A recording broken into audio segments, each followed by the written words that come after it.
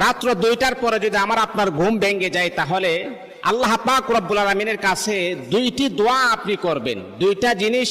দুইটি দোয়া আপনি যদি করেন, তাহলে ইনশাআল্লাহ আল্লাহ পাক রব্বুল আলামিন আপনার যে কোনো হাজত আমার আল্লাহ পূরণ করে দিবেন। মনে রাখতে হবে, ওই সময় ঘুম ভাঙ্গাটা এটা আল্লাহ পাক রব্বুল আলামিন স্বয়ং আমার আল্লাহ আপনাকে মেসেজ দিয়েছেন।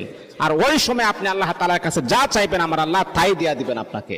এই জন্য আমার প্রিয় বন্ধুগণ, বিশ্ব নবী মদিনার কামলিওয়ালা নবী সাহাবায়ে কেরামকে বললেন, ও আমার সাহাবীরা শোনো শোনো, রাতের বেলা তোমরা যখন গভীর রাত্রে যখন ঘুমিয়ে যাও, হঠাৎ করে যখন তোমাদের ঘুম যখন ভেঙে যাবে, তখন তোমরা পড়বা লা ইলাহা ইল্লাল্লাহু ওয়াহদাহু লা শারীকা লাহু লাহুল মুলকু ওয়া লাহুল হামদু ওয়া হুয়া আলা কুল্লি শাইইন কাদির।